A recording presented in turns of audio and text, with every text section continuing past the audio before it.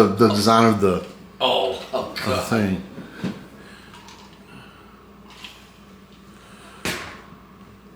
All right, well, I'm not Harold Becker, but we'll have to do. Okay. You're a lot nicer guy. Was he? Yeah. Real rough guy. Oh, he treated me like I was a dog sniffing around at everybody. Well, go back and make taps again. Taps 2. All right. It's Sunday, May 28th, 2023. We're in Spokane interviewing the author Terry Davis. Of VisionQuest. Of VisionQuest. More than that. That's the thing. There's way more than that going on. So what I'd like to do initially is take me back to your birth and kind of tell me, in general, you don't have to go back 30 generations, but just kind of your family history and how you My learned family comes from north of Spokane, close to the Columbia River, what used to be the Columbia River, but which is now Lake Roosevelt, since they built Grand Coulee Dam. And I was born in 1946. I'm what they call a post-war baby.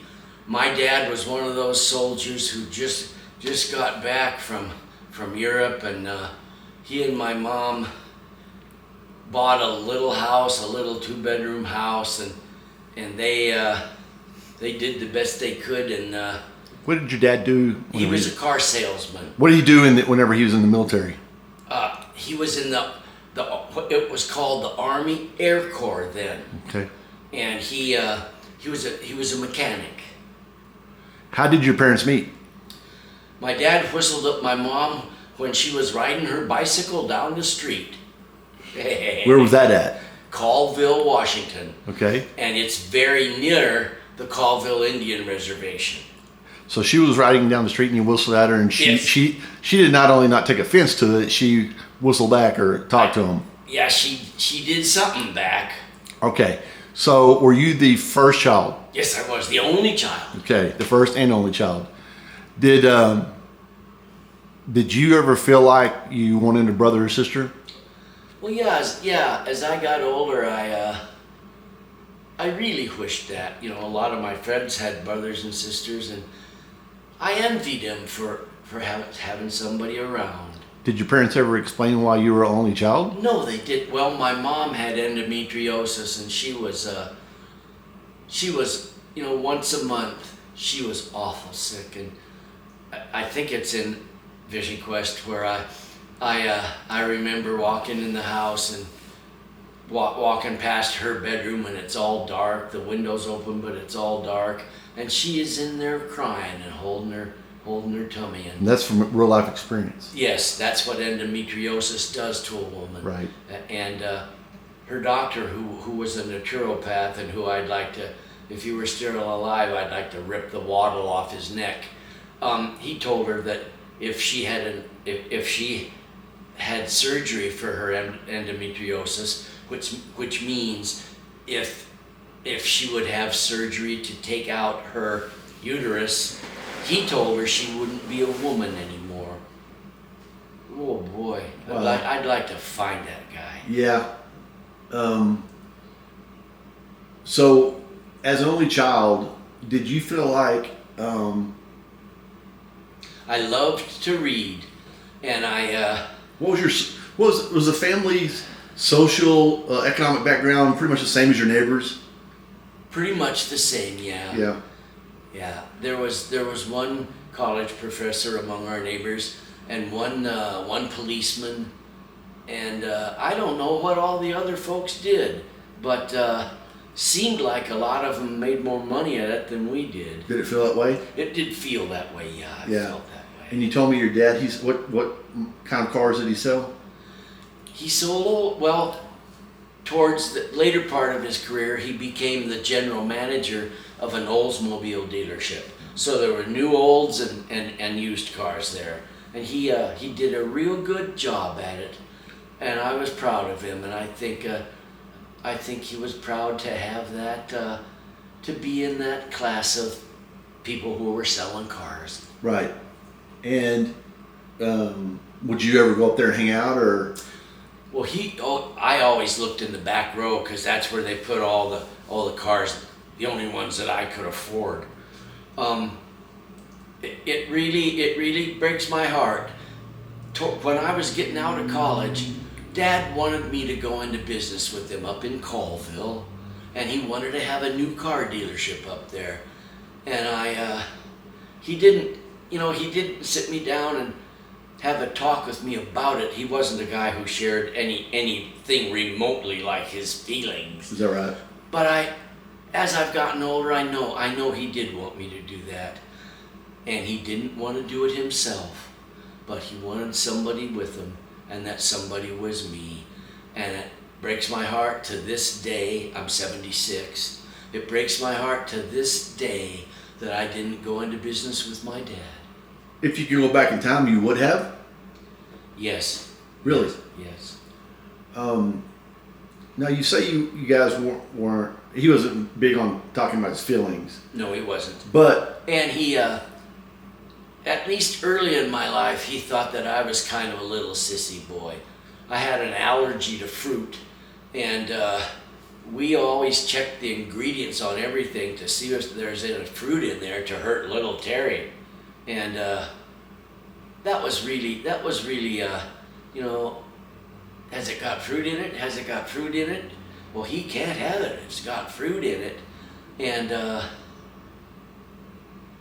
it was bad. It was not my growing up in my younger years was it was tough. It was I had to pretty much fight to have any fun and to feel good about myself, which is what I wrote, which is what I've written the introduction to the new book to talk about. Yeah. How wrestling helped me to find some self-esteem. So was your self-esteem, or lack of it, was it derived from the fact that you felt inadequate to your dad? Yes, it was. It was. And also to his entire family who lived in the mountains up above the Columbia River. And they were all tough? Oh, yeah. Oh, and hunters, and there were guns everywhere in my grandpa's house, hanging from every wall, pistols sitting on every table, ammunition scattered around, and no, I certainly wasn't at home there. Right. Even at that age, you felt like you were maybe different. Yes, I did. Yeah. Yes, I did. And what did your mom... I'm absolutely sure I was the only one of them who ever read a novel. So whenever they see you read, they didn't see that as a sign of intellectual growth. It was... Oh, no, by no means. It was wasting time, or... It was wasting time, and it was the illustration of a kid that really probably didn't have it. Got it. And it means the toughness to survive. Yeah. And the toughness, the guy who wanted to go out and kill beautiful deer. Right. Some of the most beautiful things in life. Yeah. Yeah, you got to kill them, and you got to put your heads on the wall. Oh, Jesus. Those were considered the... what a man does, my God. Right. When you going to get your first deer? So whenever your dad would say that to you... Well, it wouldn't be my dad, it'd be my uncle and grandfather. Your dad's brother? Yes. Mm-hmm. My dad was aware of the kind of little guy I was, and he never gave me a hard time about it, ever. He would take me fishing, he'd drop me off on the dirt road, and we would see over there where all the trees were, so we knew that's where the creek ran. And what I was when I was a kid was a fisherman, and I was good. And I was also good at finding the good spots to fish. Well, there's a badge of honor that's manly. You'd think that would be considered, hey, Terry knows where the good spots are, and everyone would be jealous. Or, that's your deer equivalent. That's hunting for me. Right. And I always let all the Davises know that. Got a good stringer full of fish from that creek, and I didn't see any rattlesnakes. Big rattlesnake place. Really? And I was a little kid. I wasn't old enough, but I would always take my .22 out to the creek that ran behind grandfather's cabin, and I think in all my tramping through that country, I only shot one rattlesnake, but I was always scared of them. Your granddad, your father's dad. Yeah. Did you see kind of why your dad was the way he was because of your granddad? Could you see how the being passed down? Well, my personality-wise? mom told me that that dad. Well, my mom left. Oh no, Dad's mom left her, left the family, and she married an Indian, and they went over to the. It was the Colville Reservation, and he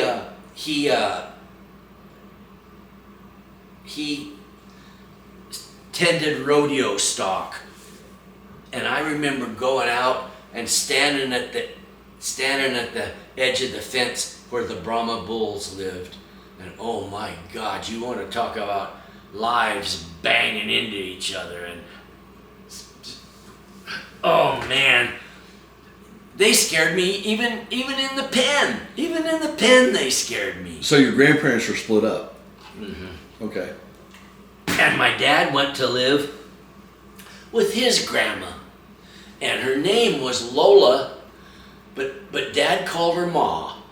Okay. Ma, and she had a little stream flowing through her front yard, which I loved to fish in, and she would always cook the fish for me, and she would have a can of Campbell's chicken noodle soup for me, and she would always open a can of soup when I came in, by gosh, and you liked her? And she was a sweet woman. Yeah. She was really old, and she was. This would have been your great grandmother, right? Yes. Right. Yes. Right. Yeah, my great grandmother, and she. I don't really know how well she was. She looked kind of beaten down by life. Mm-hmm. But she was sure good to me. She was. It's probably hard living. And Dad really loved her. She was so good to my dad. Well, she was the mother that he didn't get. Right. And how involved were you with your mom's side of the family? Grandpa and Grandma Thompson, they took such wonderful care of me and were so good to me. I would ride my bicycle over to their house, and Gram would, she'd put some Crisco in the frying pan, and she would, by God, make me French fries. So they were local. Oh, yes. So you had a family support system that was pretty local. Yes, I did. You didn't have to go 2 or 3 miles. 200 miles to go see a grandparent. No. And that grandpa, Bert Thompson was his name, and he was in the car business almost all his adult life. In fact, maybe his full adult life, because when he lost his half of the Lincoln Mercury dealership in Colville, he came down to live in Spokane, and they almost had no money anymore. When business had been good and they'd lived in Colville, they lived in one of the nice big old houses up on the hill. And when he got to Spokane, he and Graham bought a little house, just 1 bedroom. 1 bedroom was all it was. And Pop, I called him Pop. He taught me how to fix things, and he taught me how to use tools. And when they were living up in Colville, he would take me to any creek I wanted to go to. And he'd let me off on the access road, and then I had a little watch that he got me, and then at a certain time we planned to meet. We would meet down at a sign, or we would meet where the road turns, and I would always have a little bag of fish, and it was Pop's old bag. What would he go do while you were fishing? Oh, he'd probably go back to town. Okay. But he would always want to know when he picked me up how I did. Yeah. So let me tell you something that Pop and I used to do. He had a little used car lot in Colville, and Pop is who again?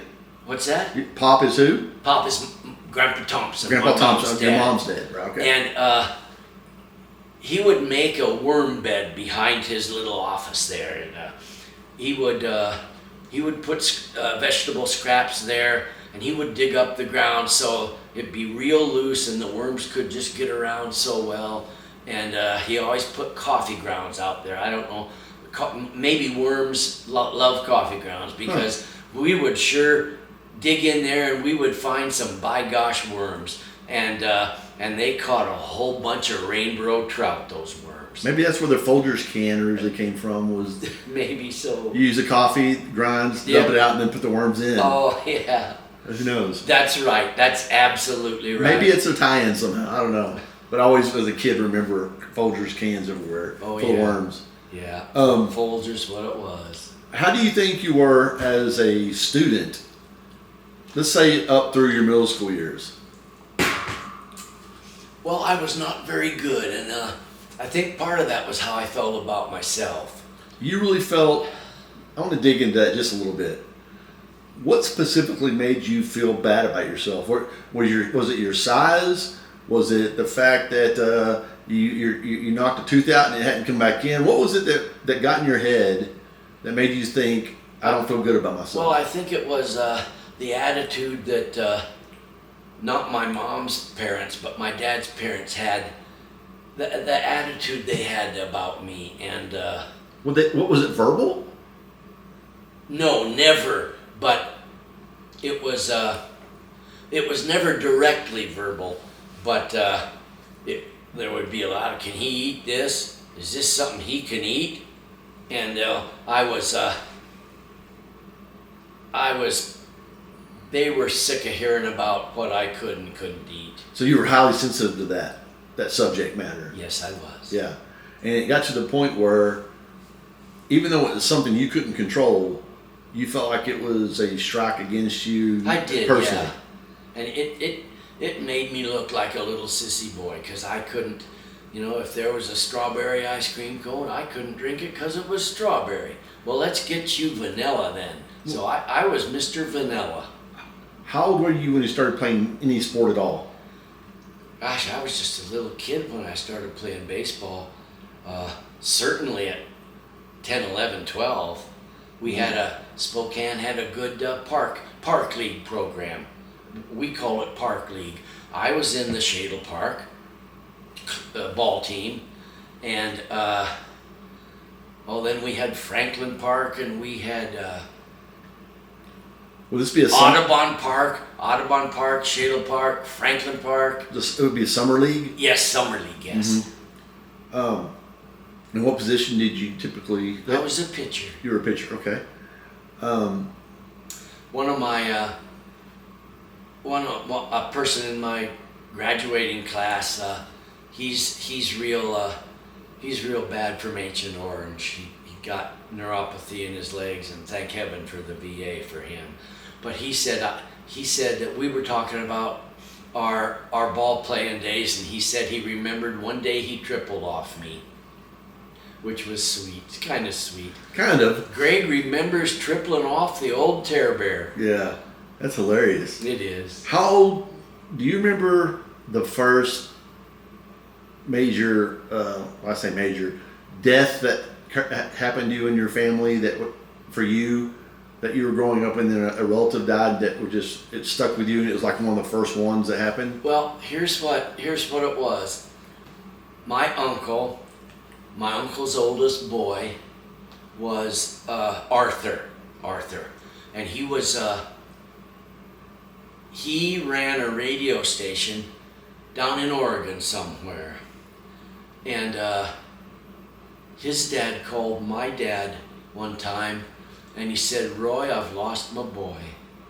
And then Dad told me that Art had been electrocuted on the job in the radio station. And how old were you then? Say 15. 15. Yeah. And did you have any? Did you see him like you would? He'd be your cousin. Yes, he was my cousin. And how old was he? Oh, at that time he was in his higher 20s and maybe early 30s. So he was like this. He was a real good student, and he did real well in radio. he was a real young guy who got into radio. Well, that was pretty early. It was the 50s. And he had an accident. Yeah. And we never heard the nature of the accident, but it was just he just got electrocuted at work.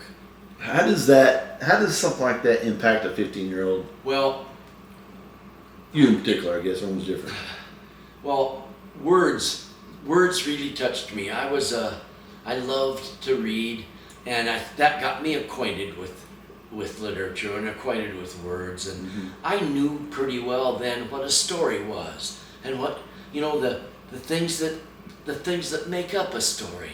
Well, there's always some kind of antagonistic force. And there's always a good guy, and there are people who depend on that bad and this good for support. I knew those things, but what kept that in my mind, Brandon, is I lost my boy. Yeah. I mean, that phrase was like a knife in anybody who would hear it. I lost my boy. Yeah. And Ray was real good to Arthur and real good to Bobby, his younger kid. And let me ask you a question, because I've had it similar in my family. Did that family ever recover? Well, were they different from that point on? Yes, they were. Yeah. We interacted a lot with them. I remember some sweet times. My parents were never very happy, certainly not my dad. But he loved going up on New Year's Eve and playing poker with those people. Yeah. They just had the best time. He was a Pepsi distributor. Okay. And he had a building where he had so much stuff that was cold, and that's where he stored his pop. And they would tell me, "Oh, go get us a couple more bottles of Peps." They would say Peps as opposed to Pepsi. Yeah. And cold nights, brilliant stars, way below zero up in those mountains, and I just loved walking through the snow, or over the snow, because Ray plowed it out. Walking over the snow down to that big old warehouse and going in and grabbing what they wanted, because they would be pleased when I brought it back. Right. And that was, it's funny, talking to you like this, that is absolutely true. I never thought about it then, but I went down to get that pop and brought back as much as they want and exactly the right flavors they wanted, because of how they'd treat me when I got back. Yeah. And you also saw your dad probably in his best mood of the year. Yes. Which is always a kid's favorite thing to do, is see their dad happy. After he was able to buy a lake cabin, so many of the people he worked with and worked around had enough money to have a lake cabin, and they had boats, and it was a good thing when Dad got into that himself. But now, tell me. I was thinking of this in preparation for you, and my dad would go down and get in his boat. He'd be alone. He might take our poodle, and he'd motor across the lake to the fancy resort that always got the Spokane Sunday paper. And Dad went over to pick up the paper, and he came back and he read the paper, and I just loved watching he and his dog go off in his boat, because they were both happy. Yeah. Both my dad and my parents' dumb poodle were happy. Yeah. And it seems like something so small, but you were unhappy enough to know that was a moment to capture of happiness. That's an interesting question. Well, I think it's correct. Yeah. I was having so much fun in my life, I was able to recognize this guy who was often harsh and who loved his dog. I was able to recognize what that man did for fun. Mm-hmm. Yeah, and you get the reflection of that as a son. Yes. His mood reflects upon you whether you want it to or not, because Yes. you're in a sphere. Yes. And so And my mom was, she was positive. She was real positive. She had a hysterectomy, which did away with her uterus, which is where the endometriosis lay. And so after that, mom had a flowering. She just had a flowering, and I was so happy with her. I would stop downtown. She worked at a department store called the Crescent, and I would go up to the china and glassware department where my mom was, and she would be so proud that I was up there. I'm not sure why she was proud of me, but we would go down to the little cafe that they had a few floors down from mom. I think it was on the main floor, and we would get a little bite to eat. And she might have a chocolate sundae, and then I'm not sure what I would eat in that, but it would certainly not have any fruit in it. But I loved seeing my mom. I just loved seeing my mom so much. I think the fairly broad sympathy that I have for my fellow human beings came from growing up seeing my mom in such pain. Absolutely. Because let's talk about the years that you saw that. That would be years what? Well, 10, 11, 12, and younger. At the worst? Yes, yes.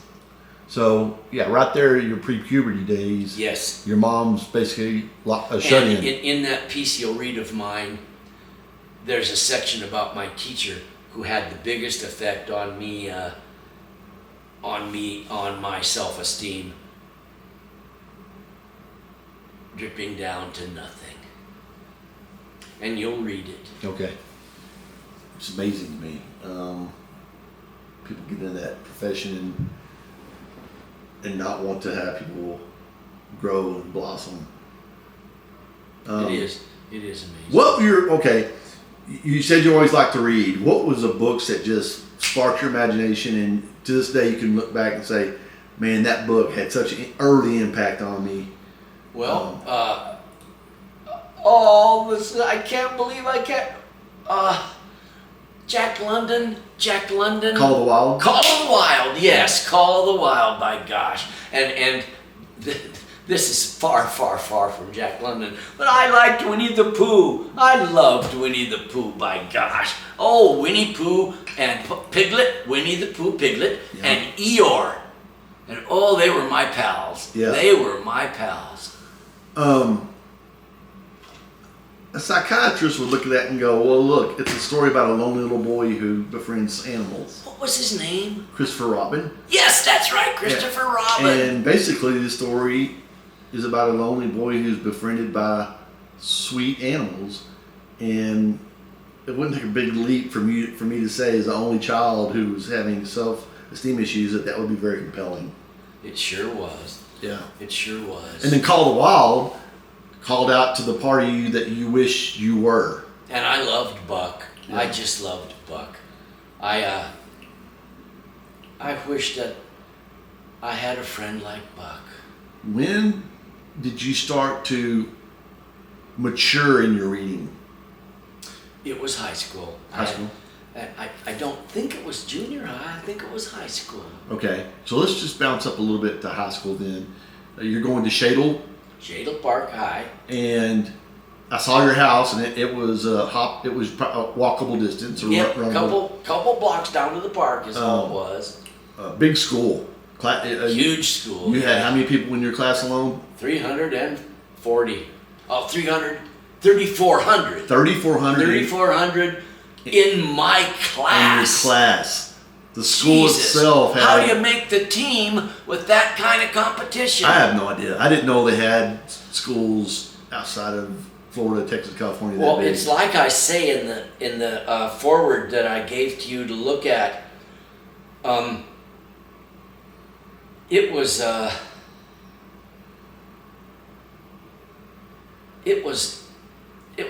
almost impossible if you weren't really overly developed physically. Sure. to play on one of those The teams. pool is the pool is so big. You know, on a football team, they have 100 people. You know, it's the big schools have 100 guys. Don't play, but they can suit up as the third teamers or whatever. They can get on the team. But wrestling, you know, you're You're number gonna one, get number a kick two. out of this. I was on C team in wrestling. I did. When did you start your freshman year? No. Okay. No. I did play baseball and basketball, but I didn't wrestle until my sophomore year. What was the impetus for you to wrestle? Why did you start?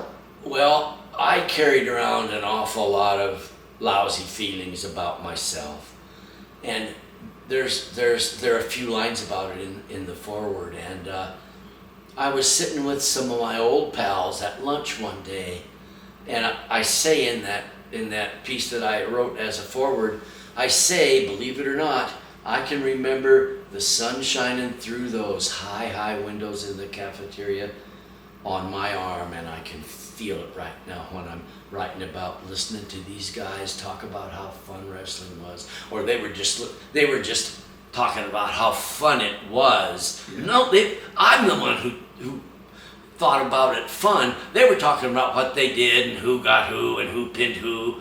And it just sounded so great to me. I wanted to go pin somebody. Did you have any friends on the team that you Yes. Oh, yes. So were they saying, hey, I guess were they call you Terry? What would they call you? Terry or Care. Terry. They say, hey, Terry, you need to try out, man. You need to come do this. Nobody said that, no. I just, it was something I wanted to do. See, I believed I could have played on that football team. I was a good passer. I was real handy. I was, and I was quick. I wasn't a fast runner, but I was really quick. Yeah. And that's one of the things that stood me so high in wrestling. A state champ and a very, very good second man were in my weight class. And that, Same age or older? same age, but way more gifted physically. So you knew the way wrestling is designed, you knew you had to get past those two guys to make a varsity. But that's one of the things I really like about wrestling in school. You're not going to be first man because the coach likes you. You're not going to be first man because you wear nicer clothes to school. The only way you're going to be first man in wrestling is to, by God, beat everybody else on the team. Right. And that's fair. It's fair, and everybody can feel how fair it is. Yeah. It's not the daddy's superintendent. No. Yeah. And that's as bad as democratic as you can get in sports. You know, until you get the referees maybe, but to get on the team, to get position on the team, yes. it's supremely fair. And we had wrestle-offs every week, which I think every team does. And by God, if by Friday came, you were the one who had won all those wrestle-offs, you were out there number one varsity at your weight.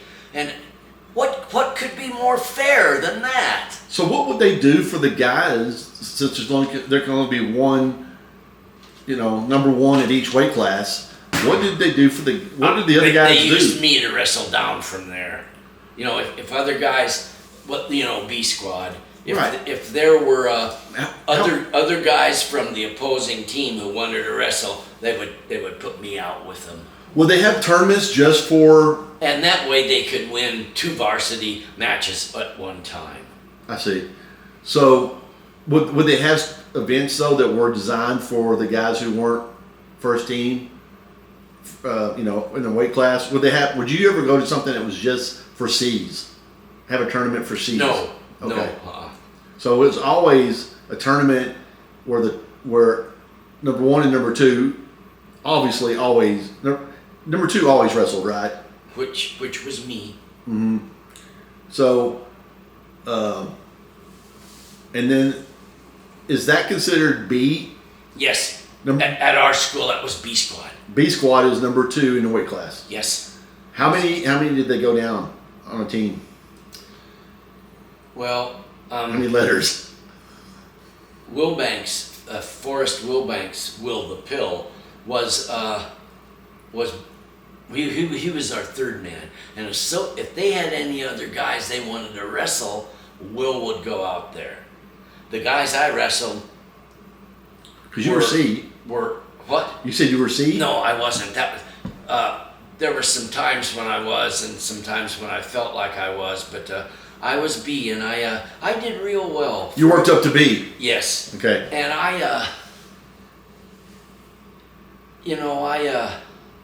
for one of the things I say a lot in that introduction, it hurt my pride that I didn't look like a wrestler. Those guys did, but I didn't have the cuts. I didn't have the muscle mass. And what'd you weigh? I was good, but 154. Did you stay that throughout the full 3 years that you wrestled? Yes, I did. Okay. My weight was closer up into 160, but I worked desperately hard to stay at 154 where I could beat people. So at 154, were you considered tall, average, or short? Average. Okay, so you're about the average height for a guy at 154 when you'd wrestle. Yes. Okay, and the guy above you, what was his name? State champ, Ron Dixon. His name was Ron Dixon. Ron Dixon, and I've read that you recently designed Shoot's character on him? No, closer to Loudon. Although I didn't know Dixon well. I didn't know Dixon well. Will the Pill knew him the best. Okay. And Will just couldn't beat him. He couldn't beat him. He murdered me. I was going to ask, did you wrestle off with him every week? Oh yes. Oh yes.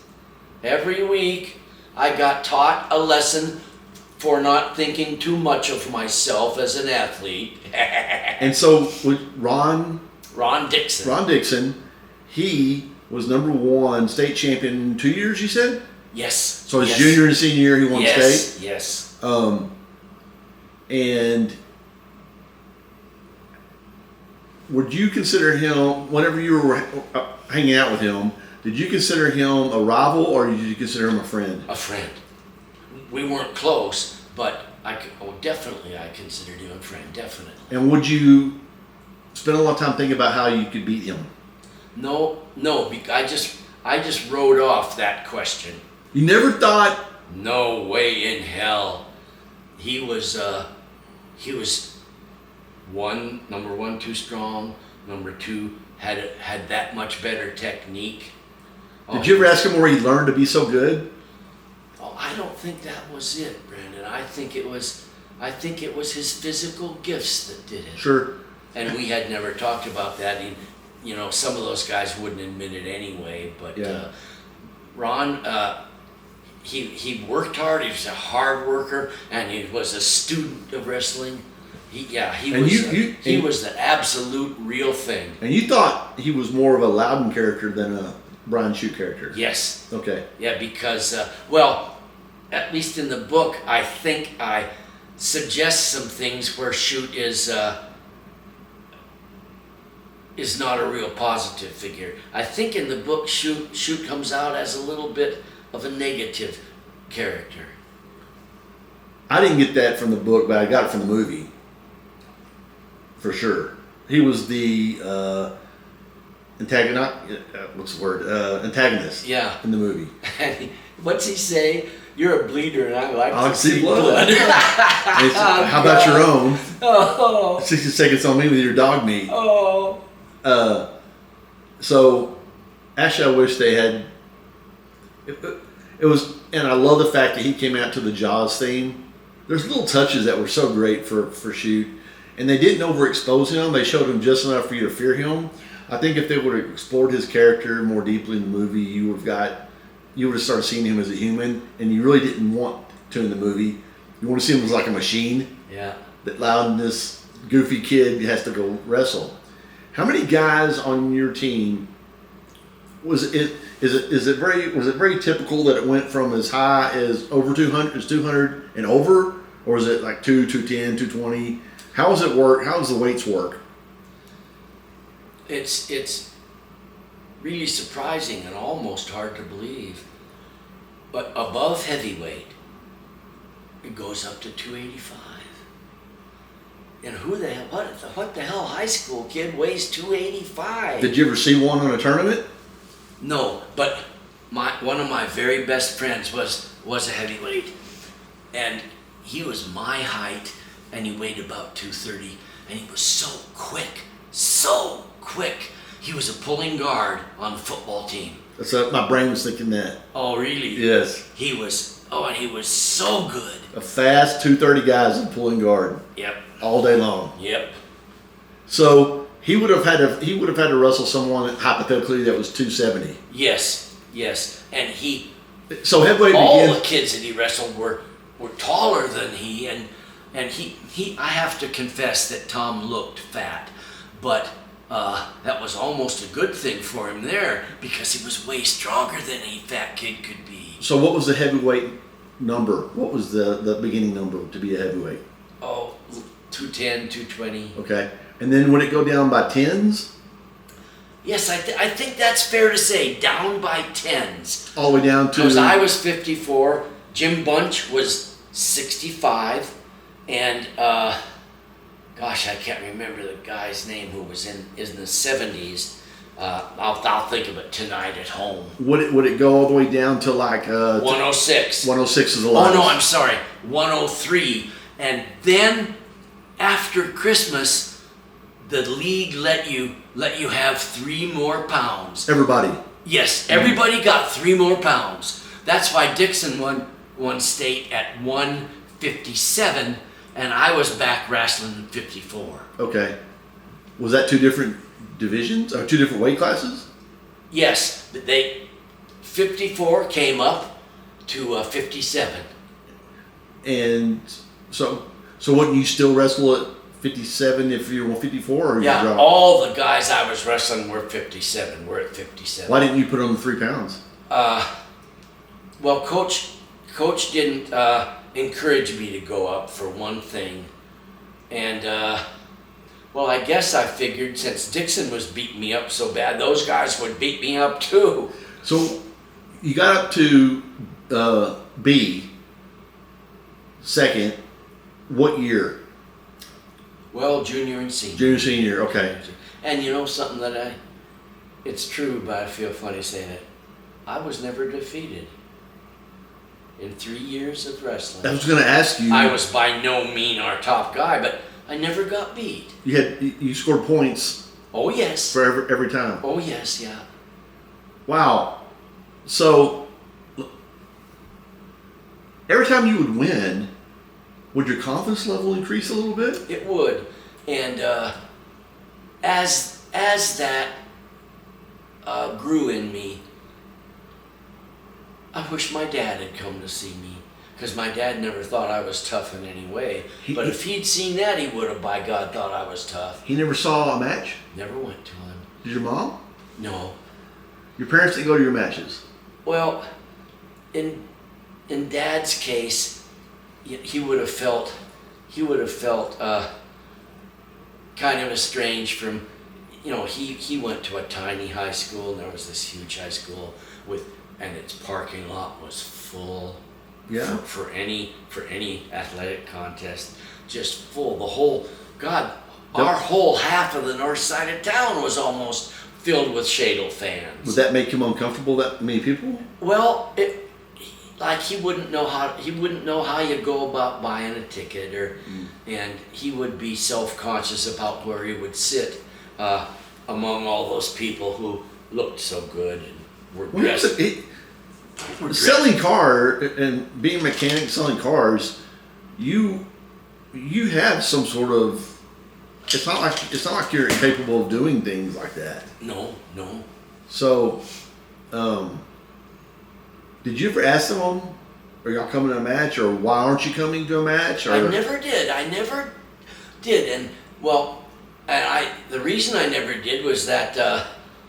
Well, very often they'd only go to the varsity match, not the B squad, even though we were there every meet for them to see. Yeah. But, a lot of times, and this was kind of embarrassing to me, after the varsity wrestled, everybody'd leave. Yeah. you know, and when I led the team out on the match, there was almost nobody there anymore. So, is that considered JV? Yes, yes. So you can be JV as a senior? Well, you could be, yeah. Yeah. If that's as high as your skills, So went, people want you to. could be JV as a senior at Shadle. So they would run through all the.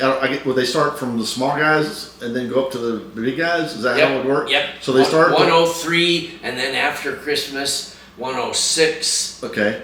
112. So they start off at 103 and they work up all the way up to the heavy age, Yes. right? Yes. Then everybody would leave because those are the number ones, and then they would have a full match for the second man. Yes. Second man. Yes. And, A regular full match. and you would see less people there than before. I see. There would still be a few kids there, and that made me, when I'd win, it made me feel good, and especially if I pinned somebody, it made me feel good. Did your parents ever ask you, did you win, or did you ever go home and say, I won tonight? Well, my mom did watch me play baseball, and You play in high school as well? I played in the summer league, and that was what was the word for it? American Legion. The American Legion sponsored us. Okay. And our assistant wrestling coach turned out to be our baseball coach, and I was in my glory. I was in summer playing Legion ball. I just loved it. I was a third baseman. In your upper high school years. Yeah.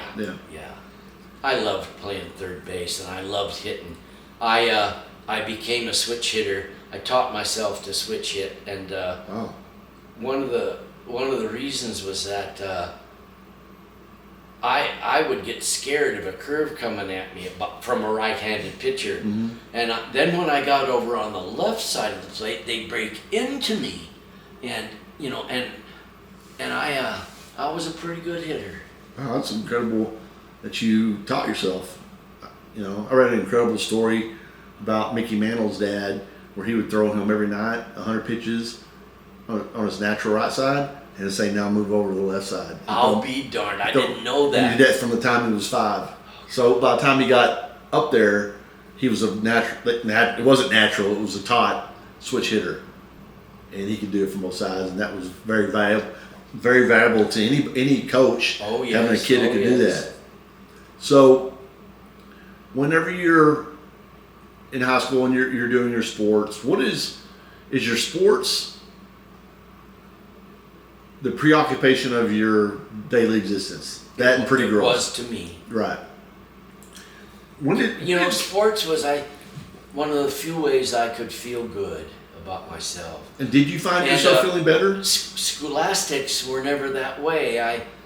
I did write some papers that received a good response from the teacher, but I don't think that my classmates would have ever said I was a good student. I don't think that. Yeah. Were you thinking? Now, what year was it that you graduated? 65. So, I'm trying to. 65. Vietnam really wasn't impacting. Not quite yet. Quite yet. Yeah. It was sniffing around in the outskirts, but. And John Kennedy was killed in 62. In 63. 63, yeah. Yeah, and so you would have been like a sophomore during that almost vacation. I was in the. I worked with the newspaper at Shadle, and we were putting the paper together, and I happened to walk out in the hall, and the football coach said, "What's wrong with you, Davis?" And I said, "Well, somebody just killed the president." And he didn't think that was worth having a long face about. He was probably a fascist. Wow. What a word! One of my son. One of the things my son says that breaks my heart is that he said, "I'm the older I'm getting, the more I'm less impressed about the adults I'm surrounded by at school." Oh. And he said, "I always thought that as an adult, you had common sense, or you learned to be learned things and you were smarter. And he says, I hear some of the most ridiculous comments about their life decision makings and their view of the world that just seems to me totally, batshit crazy.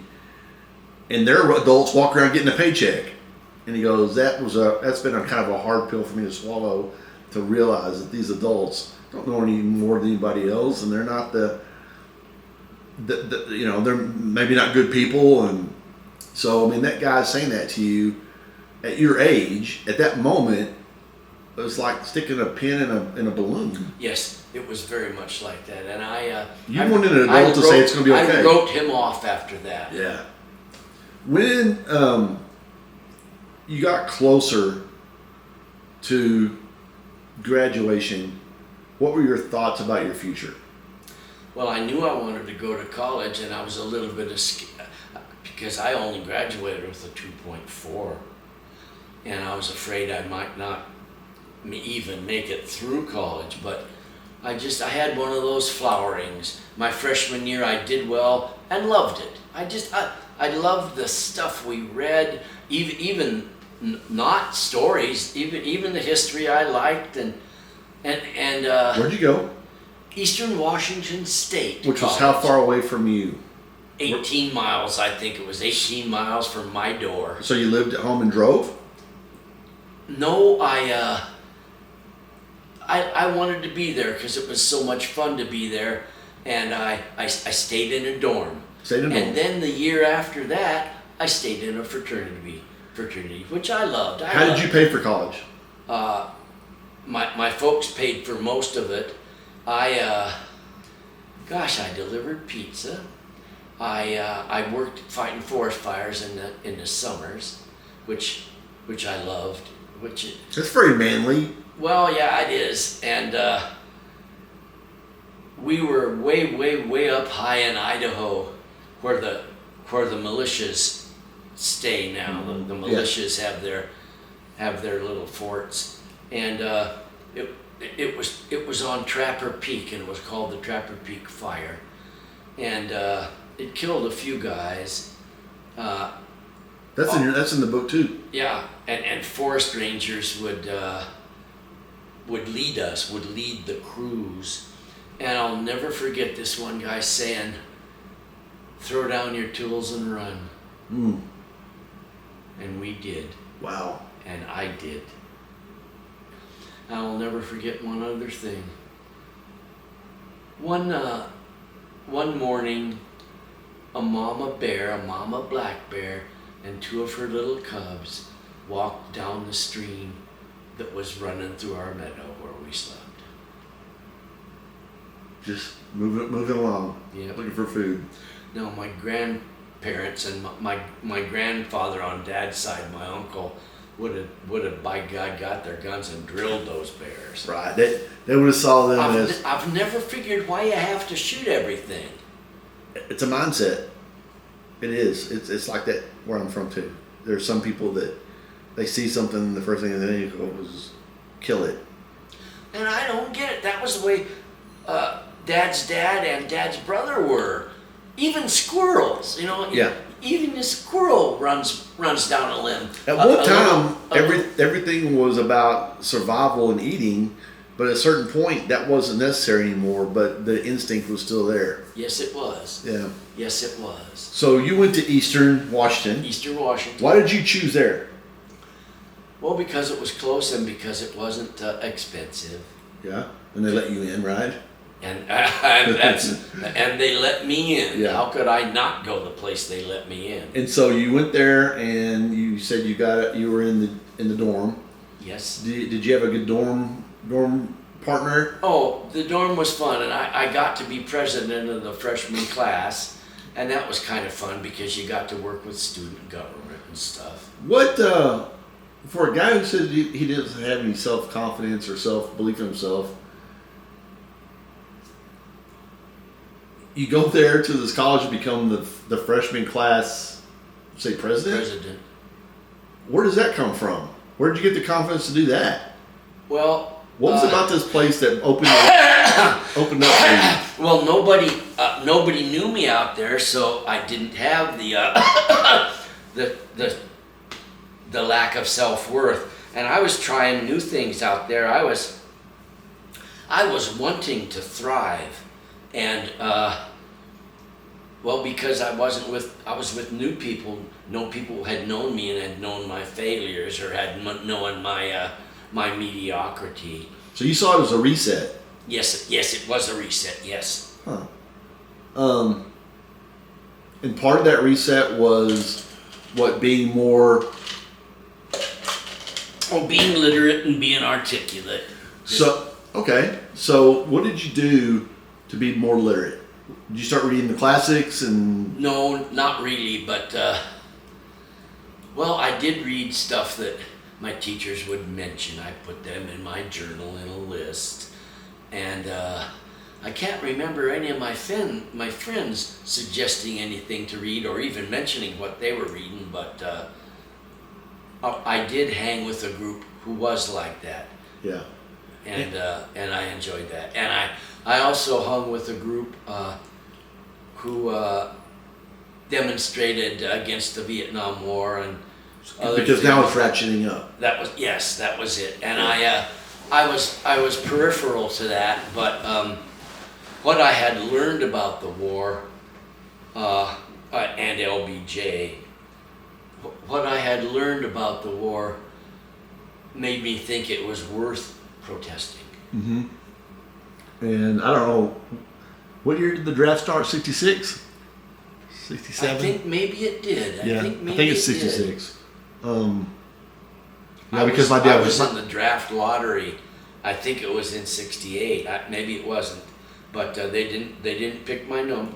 Yeah. A lot of my friends went, and quite a few of them didn't come back. What the 145 pounder on our wrestling team didn't make it back, and he and I when I dropped to 54, he and I were workout partners. Okay.